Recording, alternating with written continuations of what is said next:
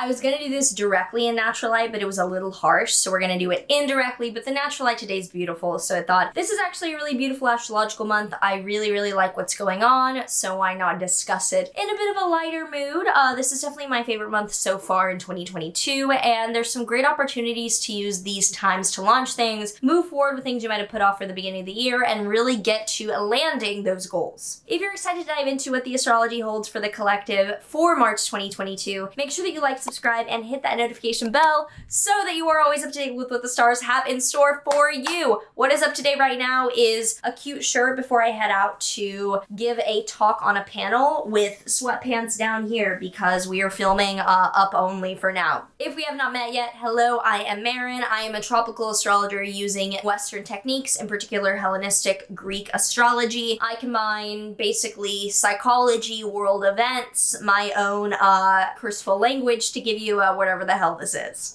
So to start out, we have from the 1st to the 12th, Venus and Mars together conjunct. At first they'll be in Capricorn and then they will move to Aquarius. And when Venus and Mars are together conjunct in the same sign, especially very close by degree as they will be, that is a good sign that our actions and values are aligning in the collective. That what we want and the way that we're going about getting things are together. This does not mean that we're on the same page as everyone, but that each of us on our own page are pretty logically consistent.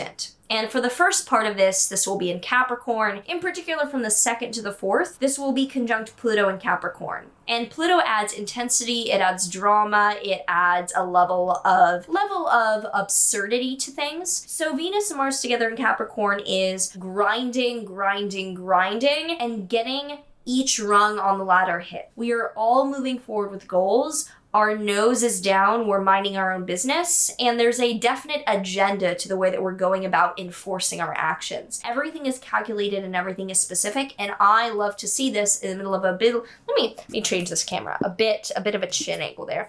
I love to see this in the midst of a little bit more of a dreamy Piscean season.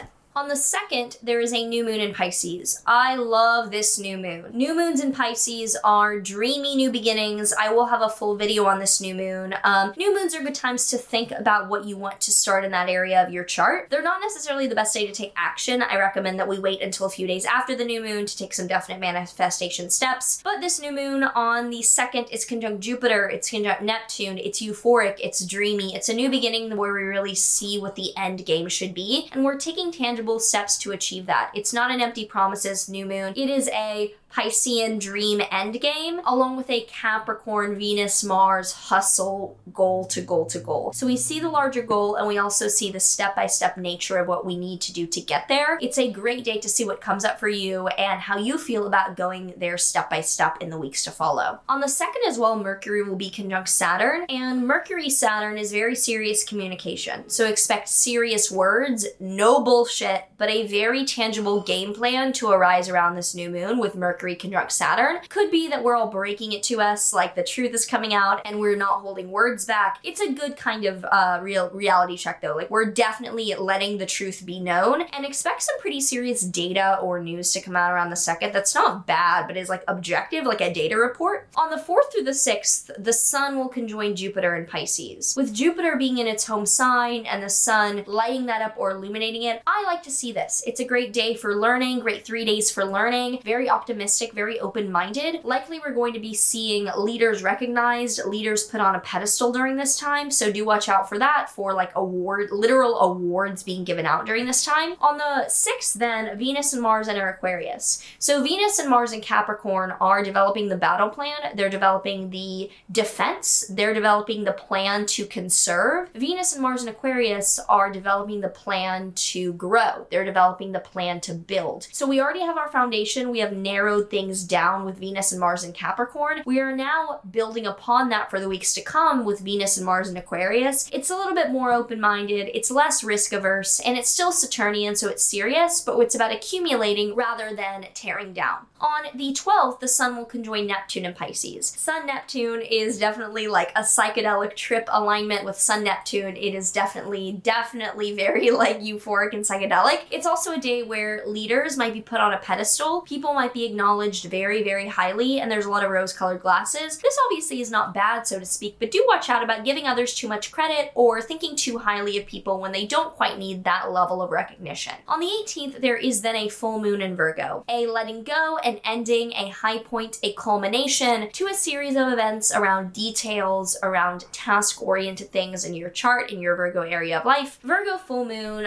is a good time to release things that you've already completed and not hang on to past attachments. Let go of the details, focus on the bigger picture, don't lose the forest for the trees, and have a release of like, full moon in Virgo is not going to be party time. Full moon in Virgo is going to be like, okay, let's settle down, finish this dispute, and let it go from here on out. Then from the 18th to the 23rd around this time, Venus and Mars in Aquarius will square Uranus and Taurus. Venus and Mars square Uranus is shocking events where we're trying to be Aquarian, we're trying to be open-minded yet still grounded, and Uranus is like, shock us, bitch. Like, pull out the most offensive, the most brash words ever, but then like disguise it as like, oh, it's just a consideration. So watch for some, how would I describe this? Some hinting at underlying beliefs that come from the guise of open-mindedness, but are really like, oh, so you were implying that. Oh, that's a little bit prickly. On the 20th, it's then the Astro New Year. The sun enters Aries. Great time to think about what is the real, like, the integrity. What is the integrity behind what you're doing and what is remaining? That was really, really vague. I'm sorry. It's a big day today. My words are a little bit at a loss after planning some speeches. But look at the integrity behind your actions. It's a good day to start on a clean slate of integrity, like not trying to uphold things that are no longer in alignment, not trying to force alignment or force integrity. Just what is literally of integrity for you to say or do right now, and how can you uphold that? Finally, we end the month on the 28th to the 29th with Venus conjunct Saturn in Aquarius. Venus-Saturn is bittersweet. It is literally sweet Venus and it's bitter Saturn. It is seeing how you reaped what you sow. It is really aligning actions with values, but like objectively, not Mars where you're acting upon things with your force, but Saturn where you're acting upon things with your promises. So aligning values with what in the long term is going to make sense. Delayed gratification seems true to this. And Venus-Saturn in Aquarius could also be a reform around like humanitarian values that could be coming out around the end of the month. So if you have any thoughts around this February already, do let me know. And now let's pull, I don't know what deck I'm gonna go get. Let's see what deck I decide to pull a card from. Let's do one from my Amio deck, astrology deck, because I did my March forecast, all the signs with that. Let's see what comes up.